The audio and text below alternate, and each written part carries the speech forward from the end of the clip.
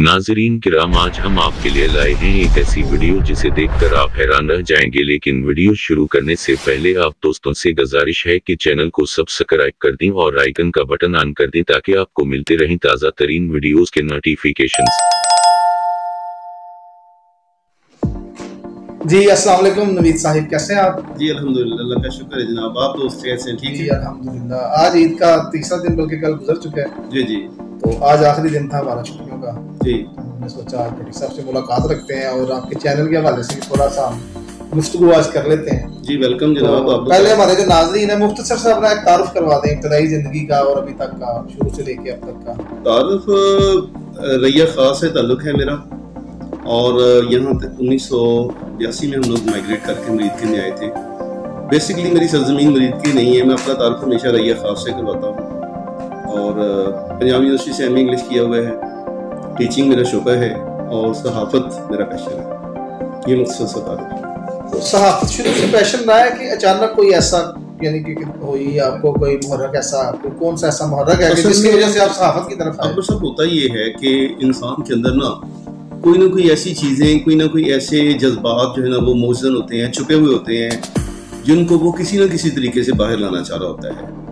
तो मैं ना ज़ाती तौर पर कुछ इस तरह का इंसान वाक़या हुआ हूँ कि जब कभी मुआशरे के अंदर कोई नाहमवारी देखता हूँ, नाइंसाफ़ी देखता हूँ, तो उसके ख़िलाफ़ मैं ना आवाज़ उठाने का जज्बा रखता हूँ। मैं खामोश नहीं रहता और लोग मुझे इस हवाले से कुछ तनकीद का निशाना भी बनाते हैं। मुमकिन है मैं खुद भी नाइंसाफ़ी कर जाता हूँ ज़िंदगी में। तो मेरे पास जब ये सारी फीलिंग्स जो है ना वो जैसे जैसे जो है ना वो मैच्योर होती गई, तो फिर एक प्लेटफॉर्म आया फेसबुक का, सोशल मीडिया का। तो उसमें मैंने इसे इस्तेमाल किया और खबरों से मैंने जो है ना वो सिलसिले शुरू किए, फिर वीडियोस बनाना शुरू की। जी भट्ट साहब, एक सवाल है कि आप थोड़ा हमें ये बताएं कि ये जो सोशल मीडिया है जी, इसका हमारी मौजूदा सियासत में क्या रोल है? देखें जी, सोशल मीडिया का इतना रोल है कि हमारी जो रियासत का दावा करने वाले लोग हैं वो इसे जो है ना वो ख़तरनाक जो है ना वो करार दे चुके हैं। तो देखें, अगर हमारा सोशल मीडिया ना होता तो शायद इस वक्त तक हालात इससे भी कहीं ज़्यादा जो है ना रियासत के बदतर होते, हमारी पॉलिटिक्स के ज़्यादा हालात बदतर होते। और इसके अलावा जो हमारे इंतज़ामी मामला हैं मईशत में और मुआशरत में, वो कहीं ज़्यादा बदतर हो सकते थे। आप सबको पता है कि इस वक्त जो है ना एक ऐसा लीडर जो है ना वो जेल के अंदर जो है ना वो पड़ा हुआ है कि जिसका सिर्फ एक ही कसूर है कि उसने हकीकी आज़ादी का जो है ना वो नारा लगाया था। लेकिन रिजल्ट क्या निकला है कि हकीकी आज़ादी तो जो है ना वो एक ख्वाब बनती जा रही है, लेकिन वो बंदा जो नारा लगाने वाला है वो भी जेल के पीछे है। सहाफ़त से आप मुंसलिक हैं तो लोग तनकीद का निशाना भी बनाते होंगे, आपको बातें कोई मुख्तलिफ सुनने को आती हैं जो हम बर्दाश्त नहीं कर पाते। जी जी। तो इन सब बातों से, इस तनकीद से कभी दिल बर्दाश्त हुए होंगे? मैं क्या सहाफ़त छोड़ दूं? पहली बात तो देखिए, जिस सोसाइटी के अंदर हम लोग रह रहे हैं ना, वहाँ पर तनकीद ना किया जाना जो है ना, मेरा ख्याल है वो ज़्यादा मनफी जाता है। जो लोग अच्छा काम करते हैं ना, लोग उन पर तनकीद लाज़मी करते हैं। तो मेरा ख्याल है कि ये अच्छा है अगर लोग मुझ पर तनकीद करते हैं, मुझे यकीन हो जाता है कि मैं ज़्यादा अच्छा काम करूँ। बट साहब, सोशल मीडिया के पॉजिटिव और जो नेगेटिव पहलू है हमारी जनरेशन पर, ये किस तरह के? अब देखिए, बिल्कुल ठीक है, ये आपका सवाल बहुत वैलिड और बड़ा स्ट्रॉन्ग क्वेश्चन है कि सोशल मीडिया जो है ना इसका हमारी सोसाइटी के ऊपर जो है ना वो क्या असर होगा। जी देखिए, ये इसका पॉजिटिव इम्पैक्ट भी है और नेगेटिव इम्पैक्ट भी है। आप कभी अपना मोबाइल चेक करेंगे ना तो आपके पास ना 2-3 किस्म के नोटिफिकेशन जो है ना वो आते हैं, एड्स भी आते हैं। अगर तो आप मजहबी रुझान रखते हैं तो आपके पास जो है ना कुरानी आयात, अहादीस और इसके मुतल्लिका जो है एड्स और वीडियोस वगैरह जो है ना उनके एड्स आना शुरू हो जाते हैं। जब आप बुराई की तरफ माइल हैं, जैसा कि हमारे पास जो है ना नॉर्मली लोगों ने बच्चों को मोबाइल दे रखे हुए हैं, उनके मोबाइल चेक करने का बेहतरीन तरीका यही है कि आप उनका मोबाइल कभी 1-2 दिन के लिए अपने पास रखें, उनके एड्स चेक करें कि एड्स किस तरह के आ रहे हैं। तो जो फेसबुक है, जो ट्विटर है या यूट्यूब है, ये सारे आपको चाहिए कि मॉनिटर करें। हमारा रुझान है, जो हमारा रुझान होता है उसी हिसाब से सोशल मीडिया जो है हमें उस तरफ खींच के लेके जाता है।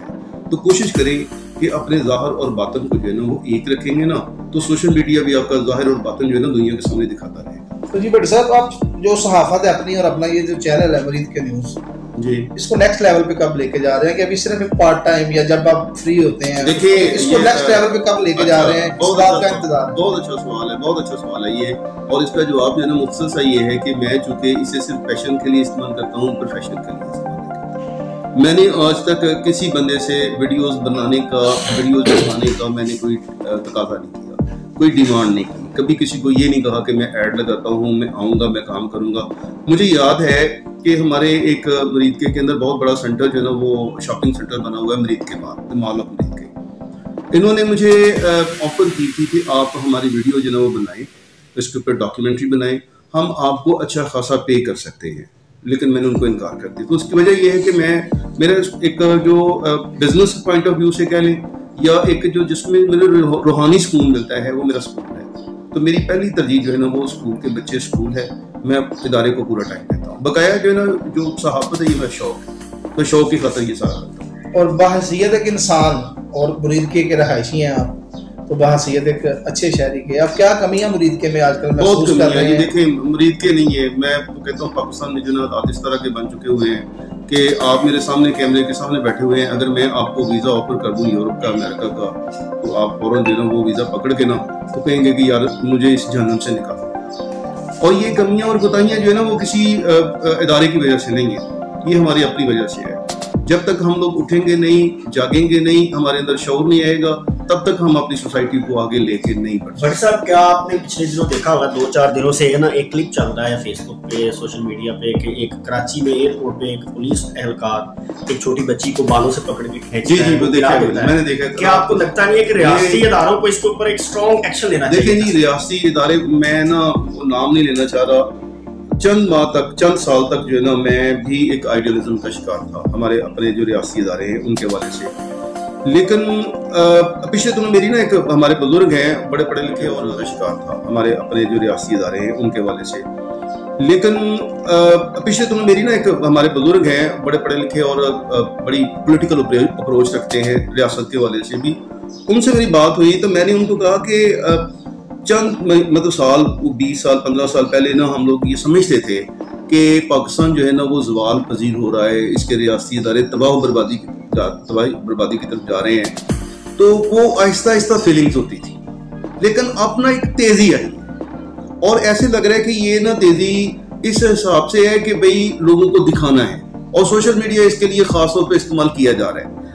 लोगों के अंदर जो है ना वो एक मायूसी फैलाने की कोशिश की जा रही है, और ये कोई एक अदारा नहीं कर रहा है। ऐसे लग रहा है कि जैसे सब इदारों की ये ड्यूटी लग चुकी हुई है तो लोगों को मायूस करें जितना भी कर सकते हैं। और ये जो वीडियो है एयरपोर्ट वाली, मैं समझता हूँ कि उस पुलिस ऑफिसर या जो सिक्योरिटी का जो बंदा है उसको उसकी बातपुरस होनी चाहिए थी ह्यूमन ग्राउंड्स पर। बेशक कानून हो सकता है उसे जो है ना वो इस हिसाब से जो है ना वो प्रोटेक्ट करे पुलिस ऑफिसर को, क्योंकि कई मामला हो जाते हैं, बच्चे जो है ना वो क्या कहते हैं खुदकश बमबार भी होते हैं, होता रहा है हमारे मुल्क के अंदर। उसने अपने हिसाब से ठीक किया है, लेकिन अगर मॉरल ग्राउंड्स पर देखा जाए तो ये उसका एक अखलाकी जुर्म है और ये नहीं होना चाहिए। भट्ट साहब, सोशल मीडिया जो एक्टिविस्ट है जी, इनके बारे में कोई एक मैसेज है? सोशल मीडिया एक्टिविस्ट को सलाम है मेरा बस। क्या आपको नहीं लगता कि जैसे मुल्क में पुलिस को पिछले दिनों को आर्मी से थोड़ा दंगा फसाद हुआ है, क्या आपको लगता है इस तरह आवाम का थोड़ा हौसला अफजाई हुई है कि हम भी पुलिस के आगे इस तरह से ये जो वाकया हुआ है कल को ऐसा नहीं हो सकता? देखिए जी जुनैद साहब, ये वाकया नहीं होना चाहिए। ये पिछले 76 साल में कभी ऐसा नहीं हुआ कि कोई इदारा जो है ना दूसरे इदारे के सामने आके खड़ा हो जाए। इदारों को एक दूसरे का एहतराम करना चाहिए, चाहे वो ताकत में है चाहे वो ताकत में नहीं है। तो ये जो मैं अभी ये बात कर रहा था, अभी 2 मिनट पहले ये बात की है कि हमारे यहाँ जो हो रहा है ना, अब जो ज़वाल पजीरी वाला मामला मैं बात कर रहा हूँ, पाकिस्तान तबाही की तरफ जो जा रहा है, ये इसमें तेजी आ गई है, ठीक है। और अल्लाह ताला से दुआ करें कि ये तेजी और शिद्दत इख्तियार ना कर ले। ये शिद्दत इख्तियार करेगी तो मामला बहुत तेजी से जो है ना वो बिगड़ते जाएंगे। ईरान ने उसके ऊपर इसराइल पर हमला किया है, तो इसका भी एक रीजन है, और उसके असरात देखिएगा आने वाले दिनों में पाकिस्तानी मईशत पर भी पड़ेंगे। जब पाकिस्तानी मईशत पर ये असरात पड़ेंगे ना तो पॉलिटिक्स भी मुतासर होगी, ये याद रखिएगा। अच्छा, भट्टी साहब ये कहते हैं कि इंसान अपने दोस्तों से पहचाना जाता है। जी बिल्कुल। तो नवीद अख्तर भट्टी साहब, ये आप एज अ दोस्त, एज अ फ्रेंड कैसे इंसान है और आप कैसे दोस्त पसंद करते हैं? देखिए ये तो मेरे मतलब तो दोस्त ही ओपिनियन दे सकते हैं, मैं तो नहीं दे सकता। या मेरे जो सोशल आप कैसे दोस्त पसंद करते हैं? हल्का यार आपको कैसे लोग, या आप कहते हैं कि ऐसा बंदा मेरा एक दोस्त होना चाहिए, या मेरे दोस्तों में ये खुसूसियात होनी चाहिए? दोस्तों के अंदर मेरा ख्याल देखिए, अ friend in need is a friend in need. बड़ों ने कहा है कि दोस्त वो जो जरूरत के वक्त काम आए, मुश्किल में काम आए। तो मेरा ख्याल है कि जैसा मैं ये चाहता हूँ ना कि मेरे दोस्त इस तरह की होने चाहिए कि मैं मुश्किल में पड़ा हूँ तो वो फौरन मेरी आवाज़ पे आए। तो मैं भी चाहूँगा कि कोई ऐसे दोस्त जो मुश्किल में हैं, जो मेरे दोस्त हैं या मैं जिनको अपना दोस्त समझता हूँ, वो मुझे आवाज़ दें तो मैं उनकी तरफ लगूँ। आखिर में मुरीद के की जो नौजवान अवाम है आजकल, जो उभरते हुए नौजवान है हमारे, उनके लिए क्या पैगाम है?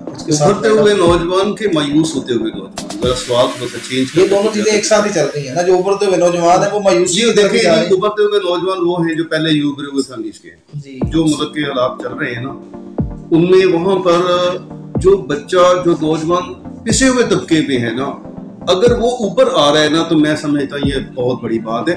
हमारे यहाँ पर हमारी जो रियासत है ना, इस रियासत में अगर बच्चा को 0 से जो है ना वो ऊपर आ रहा है, प्लस में आ रहा है, 1 में आ रहा है, 2 में आ रहा है, 3+ उसकी रेटिंग ऊपर जा रही है, तो इसका मतलब है कि वो बहुत कामयाब तरीन बच्चा है। लेकिन ऐसा है नहीं, बहुत कम है।